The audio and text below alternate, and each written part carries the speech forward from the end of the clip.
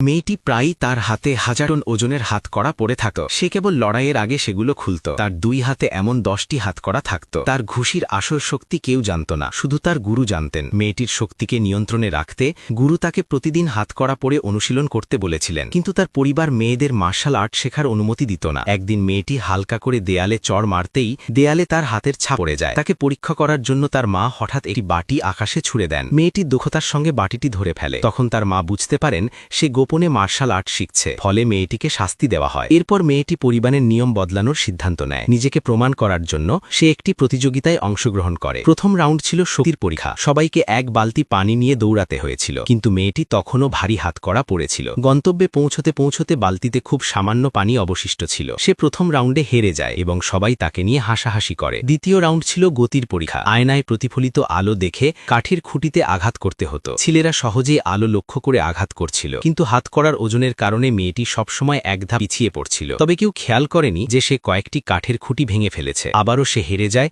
এবং উপহাসের শিকার হয়। শেষ রাউন্ডে ছিল সরাসরি লড়াই। প্রথমে তার বড় ভাই মঞ্চে ওঠে, কিন্তু প্রতিপক্ষের গায়ে হাতও দিতে পারে না। 1 মিনিটেরও কম সময়ে সে হেরে যায়। প্রতিপক্ষ জোরে হাসতে থাকে। এটা দেখে মেয়েটির দ্বিতীয় বড় ভাই লড়াই করতে এগিয়ে যায়, কিন্তু ম্যাচ শুরু হওয়ার আগেই মেয়েটি বলে দেয় যে সেও হারবে। এতে সবাই তাকে দোষারোপ করতে থাকে। পরের মুহূর্তেই তার দ্বিতীয় বড় ভাই দুর্বল অবস্থায় পড়ে এবং সেও হেরে যায়। তবুও প্রতিপক্ষ তাকে ছাড়তে চাইছিল না। এটা দেখে মেয়েটি রাগে মঞ্চে উঠে প্রতিপক্ষকে এক আঘাতে ফেলে দেয় এবং ভাইকে মঞ্চ থেকে সরিয়ে দেয়। তারপর সে হাতে থাকা হাতকড়াগুলো খুলে মাটিতে ছুঁড়ে ফেলে। প্রতিটি হাতকড়া মাটিতে পড়ার সঙ্গে সঙ্গে ভূমি কেঁপে ওঠে। রেফারি এগিয়ে এসে সেগুলো তুলতে চাইলে একটিও তুলতে পারেননি। এই সময় প্রতিপক্ষ মুষ্টি উঁচিয়ে আক্রমণ করতে এলে মেয়েটি শুধু হালকা করে হাত নাড়ে, আর সঙ্গে সঙ্গে প্রতিপক্ষের হাত ভেঙে যাওয়ার শব্দ শোনা যায়। তবুও সে হার মানতে চায়নি এবং আবার দাঁড়ায়। আবার আক্রমণ করলে মেয়েটি আরেকবার হাত তোলে। এবার সে সবার সামনে নিজের আসল শক্তির প্রমাণ দেয়।